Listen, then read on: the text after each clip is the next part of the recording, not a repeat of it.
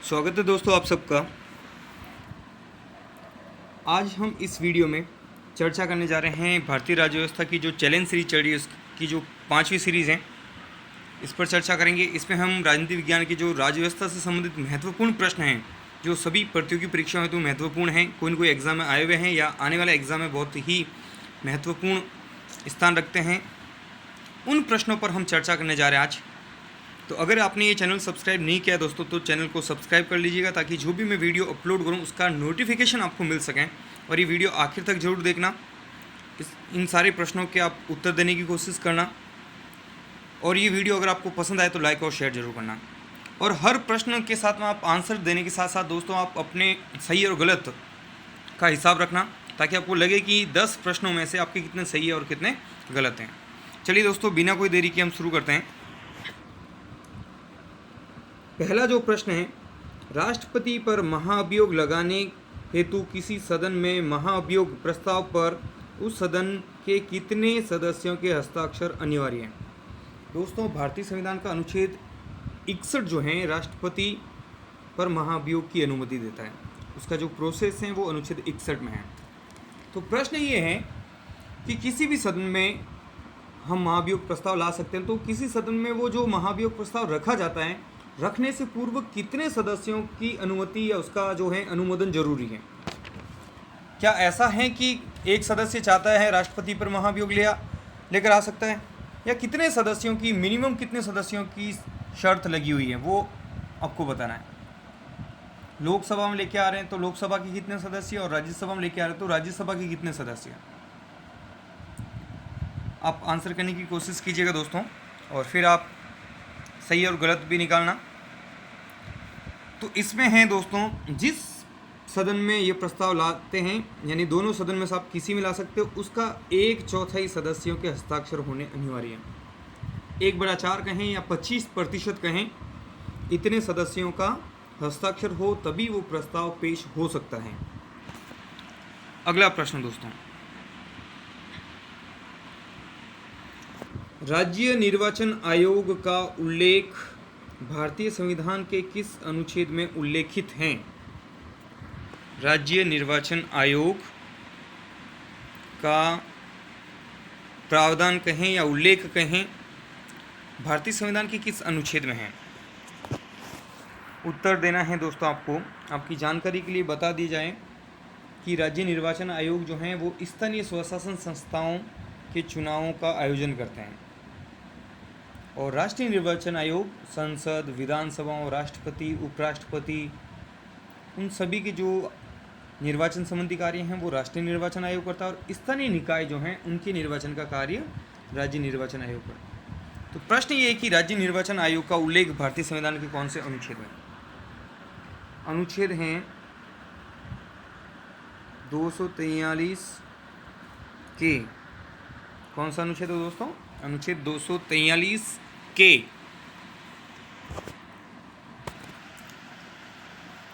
जो राजस्थान के राज्य निर्वाचन आयोग के जो प्रथम निर्वाचन आयुक्त थे अमर सिंह राठौड़ थे, और ये 73 और 74वें संविधान संशोधन में इनका प्रावधान रखा गया, क्योंकि स्थानीय स्वशासन संस्थाओं को संवैधानिक दर्जा इन्हीं के द्वारा दिया गया था। तो मूल संविधान में राज्य निर्वाचन आयोग का उल्लेख नहीं था। हाँ, अगला प्रश्न है दोस्तों, राष्ट्रीय निर्वाचन आयोग को पहली बार बहुसदस्यीय आयोग कब बनाया गया। राष्ट्रीय निर्वाचन आयोग दोस्तों 25 जनवरी 1950 से काम कर रहा है। इसको जो पहले मुख्य चुनाव आयुक्त थे वो सुकुमार सेन थे। तो पहले ये एक सदस्यीय आयोग था, एक ही सदस्य इसमें थे जो मुख्य निर्वाचन आयुक्त या चुनाव आयुक्त कहलाते थे। बाद में इसको बढ़ा के और सदस्य जोड़े गए। तो पहली बार, मैं आपको कॉन्सेप्ट क्लियर करूँगा, ये पहली बार शब्द भी मैंने क्यों लिखा, इसकी जगह यूँ भी तो लिखा जा सकता था कि बहुसदस्यीय आयोग कब बनाया गया, लेकिन पहली बार का इसमें एक अर्थ निकलता दोस्तों। तो पहले आप इसका आंसर कीजिएगा दोस्तों। 1989 में पहली बार एक सदस्य से बढ़ाकर इसकी जो सदस्य संख्या वो 3 कर दी गई, 1+2, 3 सदस्यीय आयोग। तो पहली बार कब किया गया? 1989। लेकिन हुआ क्या, 1990 में फिर से घटाकर एक सदस्यीय आयोग बना दिया गया। फिर 1993 में इसको फिर से 3 सदस्यीय आयोग बनाया गया। तो यानी 1989 में पहली बार, फिर 1993 में बढ़ाकर फिर सदस्यों की संख्या 3 रखी गई, और वर्तमान में भी जो हैं वो 3 ही हैं, एक मुख्य निर्वाचन आयुक्त और 2 अतिरिक्त निर्वाचन आयुक्त, जिन्हें चुनाव आयुक्त भी कह सकते हैं। तो पहली बार की वजह से इस प्रश्न का उत्तर हो जाता है 1989। और कब से हमारे वर्तमान में कब से 3 सदस्यीय आयोग हैं? 1993 से।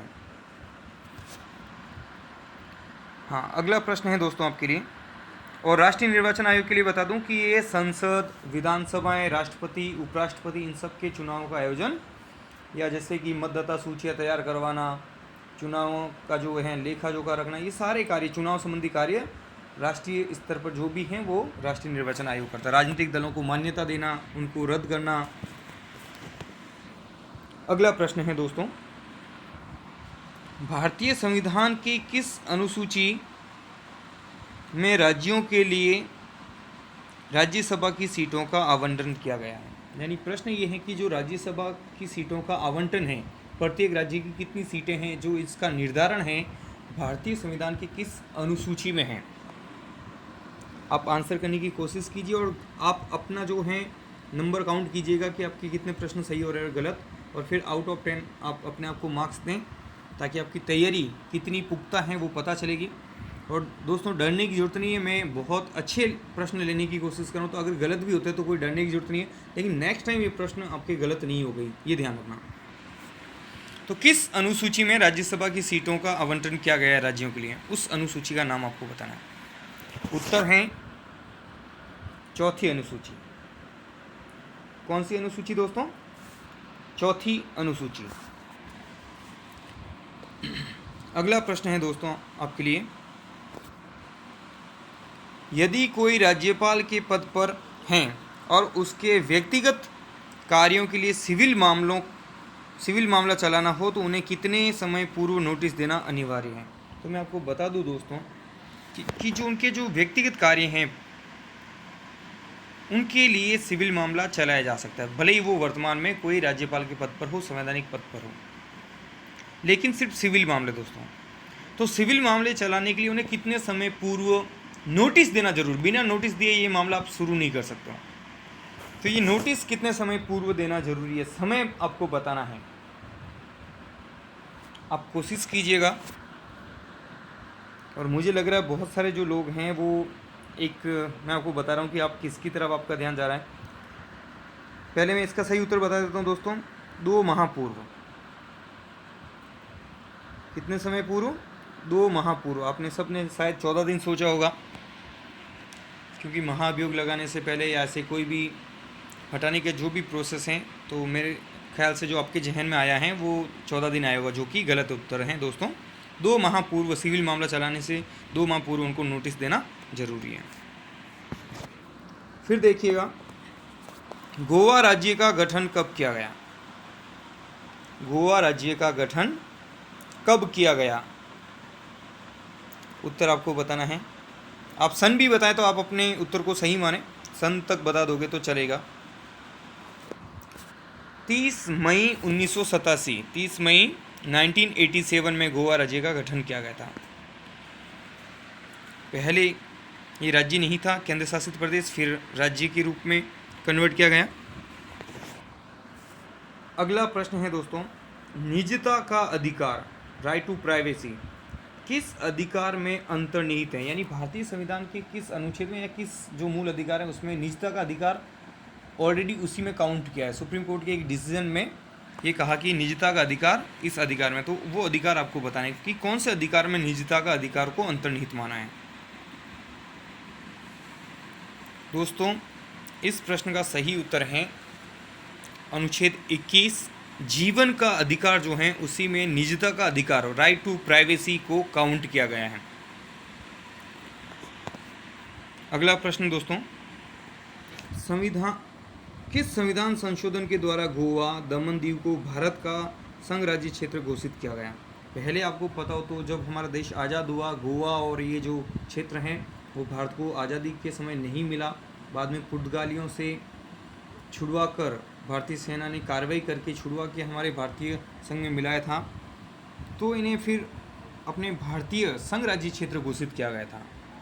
तो किस संविधान संशोधन के द्वारा, आपके लिए प्रश्न है, किस संविधान संशोधन के द्वारा इन्हें ये क्षेत्र घोषित किया गया?